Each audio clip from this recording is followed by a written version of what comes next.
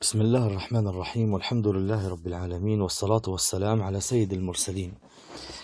Petite parenthèse entre les cours, simplement pour insister sur un point que malheureusement s'est propagé, qui est la médisance, al-ghib. Les frères et les sœurs doivent faire attention par rapport à ça. Ils doivent faire attention par rapport à ça, car la médisance est un grand péché. Et Allah Azza wa Jal l'a interdit dans le Coran, dans le hadith. La médisance est un grand péché à ne pas négliger. Mais malheureusement, on voit certains frères et certaines sœurs parler sans se retenir sur leurs frères, les descendre, les rabaisser, rabaisser leurs affaires, rabaisser leur religion, rabaisser leur science, etc., etc. Et il y en a, et c'est les pires en général, ils habillent leur égoïsme, leur mal avec la charia, c'est-à-dire qu'ils parlent sur ses frères ou ils parlent sur ses sœurs en te disant nous disons ça, nous défendons la religion d'Allah. Le frère il se trompe, le frère non, en réalité il dit ça pour défendre son ego et pour assouvir sa jalousie et son animosité envers son frère ou la sœur envers sa sœur. Ne tombez pas dans le piège de ces gens-là. Le riba, Allah il l'a interdit dans le Coran. Allah dans le Coran il a dit لا يغتب بعضكم بعضا أيحب أحدكم أن يأكل لحم أخيه ميتا فكرهتموه واتقوا الله إن الله تواب رحيم. Il a dit ولا يغتب بعضكم بعضا, que aucun de vous ne médise sur l'autre. أيحب أحدكم أن يأكل لحم أخيه ميتا فكرهتموه. L'un d'entre vous veut-il manger la viande du cadavre de son frère? Pourquoi il a donné, et Allah il a donné la personne sur qui tu fais la médisance, il l'a donné en exemple à un cadavre. C'est parce que celui sur qui tu parles, il ne peut pas se défendre. Il n'est pas là, tu parles sur son dos. De la même manière, un cadavre, si tu vas le manger, il ne peut pas se défendre. Par conséquent, si on prend cet exemple-là au fait réel, si je te dis mange de ce cadavre, tu vas me dire t'es fou, comment? De la même manière, tu dois avoir la même réflexion quand je te dis de parler sur quelqu'un, tu dois en être dégoûté aussi, comme si tu allais manger un cadavre. Et sache que tout ce que tu dis, tu vas être jugé. Allah dans le Coran, il dit وَلَا تَقْفُ مَا لَيْسَ لَكَ بِهِ عِلْمٍ إِنَّ السَّمْعَ وَالْبَصَرَ وَالْفُؤَادَ كُلُّ أُولَئِكَ كَانَ عَنْهُ مَسْئُولًا. Ne parle pas de ce que tu n'as pas de science dessus. Et sache que ton oui, ta vue et ton cœur, tout ça, tu en seras questionné, tu en seras jugé, tout ce que tu dis, tout ce que tu as laissé entendre, et même si tu entends le riba sans rejeter, sans dire taqillah, c'est haram, ne parle pas sur le frère, etc. Tout ce que tu fais, tu en seras jugé. Wala taqfu ma laysa laka bihi ilm, ne parle pas sans science. Quelqu'un il vient, il te dit telle personne c'est un ignorant, telle personne c'est un voleur, telle personne c'est un si. Et toi tu sais pas et tu propages comme ça, ou alors tu prends goût à l'écouter, ah oui c'est un voleur. C'est un grand péché. C'est un grand péché, subhanallah. Comment un péché comme celui-là peut se banaliser entre les musulmans? Et sachez que Allah dans le Coran, il dit ما يلفظ من قول إلا لديه رقيب عتيد. Il n'y a pas une seule parole que tu prononces sans qu'il y a un ange qui témoigne et un ange qui écrit. Sache que tout ce que tu dis, et tu vas en être jugé. Sache-le. Chaque mot qui sort de ta bouche, tu en seras jugé. Et le dalil, c'est que Allah il dit Ma yalfidhu min qawl. Et tu prononces pas une seule parole sans qu'il y ait un ange qui l'écrit, un ange qui témoigne pour que tu en sois jugé le jour du jugement dernier. Par conséquent, préserve ta langue et sache que ta langue est une épée à double tranchant. Si tu l'utilises pour le bien, elle va te ramener le bien, et si tu l'utilises pour le mal, elle va te ramener le mal. Et le Nabi sallallahu alayhi wa sallam il dit Man kana yu'min billahi wal yawm al-akhir falyaqul khayran aw liyasmut.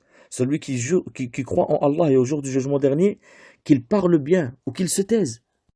Et le Nabi sallallahu alayhi wa sallam il dit Man kana yu'min billahi wal yawm al-akhir falyaqul khayran aw liyasmut. Celui qui croit en Allah et au jour du jugement dernier, qu'il dise bien ou qu'il se tait. Et aussi il dit Man yadhman li ma bayna lahyayhi wa ma bayna rijlayhi adman lahu al-jannah. Celui qui me garantit de préserver ce qu'il y a entre ses deux lèvres et entre ses deux jambes, je lui garantis le paradis. Par conséquent, préserve ta langue. Et ne crois pas que tout ce que tu dis, c'est rien. Non, parce que des fois, certaines choses, tu vas les prononcer sur ton frère ou sur quelque chose comme ça, toi tu crois que c'est rien alors qu'en réalité, wallah, tu as été maudit à cause de cette parole. Dans un autre hadith, le Nabi sallallahu alayhi wa sallam, an Abi Huraira, et le hadith est dans le Bukhari Muslim. Le Nabi il dit, إن العبد لا يتكلم بالكلمة ما يتبين فيها يزل بها في النار أبعد مما بين المشرق والمغرب. Ça veut dire l'un d'entre vous il va dire une parole il sait même pas que c'est un mal, il parle comme ça, il voit pas le mal dedans, alors qu'en réalité Allah lui a destiné qu'il va l'enfoncer loin dans l'enfer, aussi profond que ce qu'il y a entre le pôle nord et le pôle sud. Et toi tu crois que c'est rien. Non, préserve ta langue. Dans une autre riwaya, le Nabi il dit إن الرجل لا يتكلم بالكلمة لا يرى فيها بأسا يهوي بها 70 خريفا في النار. L'homme il parle une parole, il voit pas le mal dedans, alors que Allah par cette parole, il va l'enfoncer 70 ans en enfer. Alors méfie-toi, tiens ta langue. D'ailleurs, on pose la question au prophète, on lui dit, Ya Rasulallah, ma akthar ma yudkhil an-nas al-jannah. C'est quoi la chose qui fait le plus rentrer les gens au paradis? Qala at-taqwa wa husn al-khuluq. Il a dit, sallallahu alayhi wa sallam, la crainte d'Allah et le bon comportement. Ils lui disent, wa ma akthar ma yudkhil an-nas an-nar. C'est quoi la chose qui fait le plus rentrer les gens en enfer? Qala al-fam wal-farj.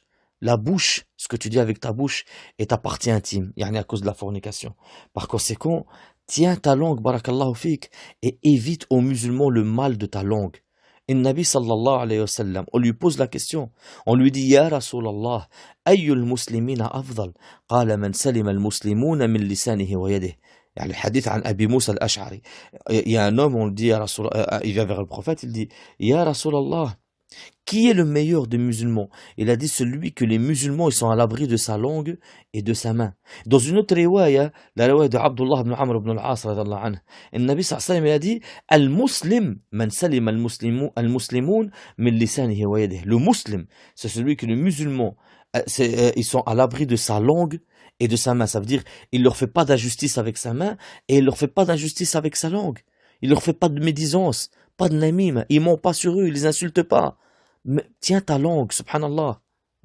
Et sache que la préservation, elle est dans le fait que tu tiennes ta langue. Tiens ta langue. Et le Nabi sallallahu alayhi wa sallam, il dit Amlik alayka lisanik. Parce qu'il y a un homme, il est venu vers lui, je crois que c'était Uqba ibn Amr, je me rappelle plus très bien. Il lui a dit, Ya Rasulallah, man najat, c'est quoi la préservation? Donne-moi quelque chose, donne-moi un conseil ou que je le fais, je vais être préservé du mal.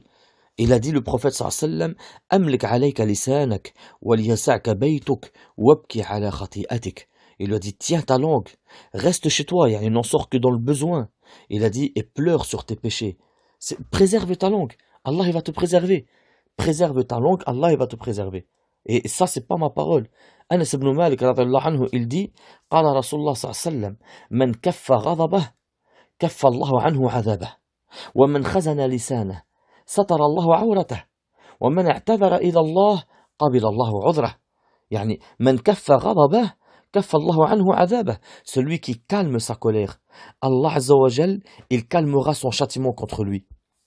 Et celui qui tient sa langue, Allah il va préserver son secret, il va préserver ses défauts. Et celui qui demande, qui trouve des excuses, qui s'excuse envers Allah par rapport à ses manquements, Allah il l'excusera. Par conséquent, tiens ta langue. Et une des pires choses que tu peux faire, c'est la médisance. Al-ghiba. Ou le Nabi l'a dit. Le Nabi dit Atadruna mal ghiba. Vous savez c'est quoi le ghiba? Qala Allah wa rasuluhu a'lam. Allah et son prophète savent. Qala dhikru akhaka bima yakrah. Le fait que tu évoques ton frère en ce qu'il déteste. C'est un ignorant, c'est un ci, c'est un ça. Tu l'insultes, tu le descends, tu le rabaisses. C'est ça le ghiba. On lui dit ya Rasulallah, afara'ayta in kana fi akhi ma aqul. Et si vraiment ce que je dis c'est vraiment en lui. Mais je le dis derrière lui.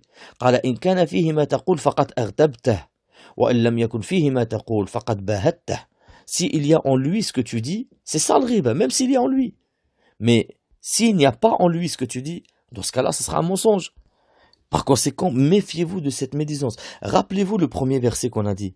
Allah dans le Coran, il dit أَيُحِبُّ أَحَدُكُمْ أَنْ يَأْكُلَ لَحْمَ أَخِيهِ مَيْتًا فَكَرِهْتُمُوهُ. Il compare la médisance au fait de manger la viande de son frère. C'est au sens propre ça. Attention, c'est au sens propre.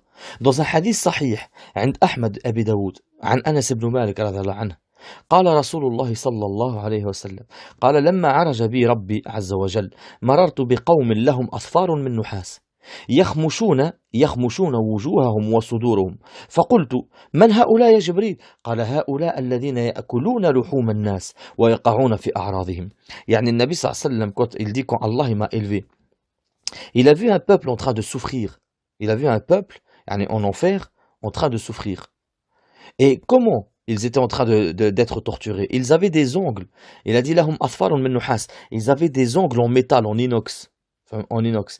Et ils se les plantaient. Yakhmushuna wujuhahum wa suduruhum. Ils s'arrachaient le visage et le torse avec leurs propres ongles. Alors, le prophète sallallahu dit, Ya Jibril, c'est qui cela? Il a dit, Ha'ula alladhina ya'kuluna luhum an-nas. C'est ceux-là qui mangeaient la viande des gens, yani qui faisaient la médisance sur eux. Wa yaqa'una fi a'radihim. Et qui rabaissaient l'honneur des gens. Ça, c'est un des châtiments. Certains ulama, ils ont dit ça, c'est un des châtiments de la tombe. Alors, imagine le châtiment de l'enfer. Et certains ulama, ils ont dit c'est un des châtiments qui se trouve être en enfer. Mais dans tous les cas, c'est Allah al-afwa al-afi. On demande à Allah qu'il nous préserve de ce châtiment. Et si tu veux que Allah te préserve de ce châtiment, préserve ta langue. Attention, pas que la langue, même tes actes. Tu peux tomber dans le riba avec tes actes, ou même avec le doua. Quelqu'un, comment il va, je sais pas moi, comment il va un tel? Tu lui dis, As'alullah al-afwa al-afi. Qu'Allah nous préserve. C'est une riba. C'est une riba. Ou comment elle va telle fille? Tu dis Allah yahdah, qu'Allah il la guide. C'est de la riba, ça c'est de la médisance. Ça c'est de la médisance. Ça veut dire tu insinues quelque chose. Tu insinues qu'il t'a vu quelque chose de lui. Ça c'est de la médisance, là yajouz. Même le fait de faire avec des gestes. Il est petit avec ta main, ou il est pas beau en montrant avec tes mains. Même ça. عن عائشة رضي الله عنها قالت قلت للنبي صلى الله عليه وسلم حسبك من صفية كذا وكذا قال بعض الرواة تعني قصيرا فقال لقد قلت كلمة لو مزجت بماء البحر لمزجته. Ça veut dire que Aïcha radiallahu anha, elle a dit Safiya, elle est comme ça, et elle a montré sa main, elle est petite en taille avec sa main. Le prophète lui a dit tu as dit une parole que si elle s'était mélangée avec l'eau de la mer, elle aurait sali l'eau de la mer. Imaginez-vous, juste parce qu'elle a dit elle est petite, juste ça. Aïcha radiallahu anha, regardez la réponse que le prophète sallallahu alayhi wa sallam il lui dit. Alors qu'est-ce que vous pensez quand tu critiques ton frère, tu le descends, ou tu critiques ta sœur, tu la descends, un ignorant, un ci, un ça. Subhanallah, si ton cœur il est malade au point que tu puisses manger la viande de ton frère sans que ça bouge dans ton cœur, c'est que ton cœur il est mort. Mais si ça bouge un petit peu dans ton cœur et que ça te fait de la peine, alhamdoulilah, c'est que ton cœur il est malade, cherche à guérir ton cœur, barakallahu fik. Et il y a le remède, tiens ta langue et demande à Allah qu'il guérisse ton cœur, demande à Allah qu'il guérisse ta langue, demande à Allah qu'il te préserve du mal de ta langue, qu'il te préserve du mal de ton cœur, du mal de tes oreilles si tu entends le riba et que tu ne réagis pas. عن شكل بن حميد رضي الله عنه قال رسول الله صلى الله عليه وسلم قل اللهم إني أعوذ بك من شر سمعي ومن شر بصري ومن شر لساني ومن شر قلبي ومن شر مني. يعني شكل بن حميد, le prophète lui a dit, dis, je demande qu'Allah il me préserve contre le mal de mes oreilles, contre le mal de ma vue, contre le mal de ma langue, contre le mal de mon cœur et contre le mal de mon sperme. Et même si c'est pas toi qui fais la médisance et que tu entends quelqu'un faire de la médisance, ne reste pas. Déjà, premièrement, le Nabi a dit Man minkum ra'a munkar falyughayyirhu biyadihi. فإن لم يستطع فبلسانه فإن لم يستطع فبقلبه وذلك أضعف الإيمان. Si l'un d'entre vous il voit un mal, qu'il le change par sa main. S'il ne peut pas par sa langue, s'il ne peut pas par son cœur, et ça c'est la foi la plus faible. Ça veut dire la personne qui fait le riba, tu dis taqillah, arrête. Si tu vois qu'il ne s'arrête pas, tu restes pas avec lui. لا يجوز que tu restes avec lui. Allah dit dans le Coran وإذا سمعوا اللغو أعرضوا عنه. S'ils entendent la parole mauvaise, ils s'en éloignent. فهمت? Dans un autre verset, il dit وَالَّذِينَ هُمْ عَنِ اللَّغْوِ مُعْرِضُونَ. Ils s'éloignent de l'agou, tout ce qui est médisance, tout ce qui est mensonge, tout ça. فهمت? Et je vous rappelle le verset qu'on a cité au départ. إِنَّ السَّمْعَ وَالْبَصَرَ وَالْفُؤَادَ كُلُّ أُولَئِكَ كَانَ عَنْهُ مسؤولا. Ton ouïe, ta vue et ton cœur, tout ça, tu en seras questionné. Tu en seras questionné, même ce que tu entends. فهمت? Ça veut dire, voilà, là il y a juste que tu entends le mal et tu te tais. D'ailleurs, dans un hadith sahih, le Nabi sallallahu alayhi wa sallam, il dit Man radda an irdi akhihi, yani fil ghayb, radda Allah an wajhihi an-nar yawm al-qiyamah. Celui qui défend son frère en son absence, Allah, le jour du jugement, il éloignera son visage de l'enfer.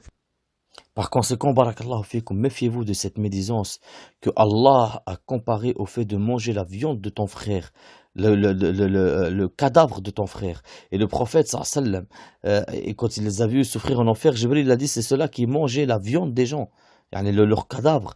Par conséquent, méfiez-vous de cela. Vous n'êtes utile qu'à vous-même en adorant Allah Azza wa Jal. Quand tu tiens ta langue, c'est toi que tu préserves.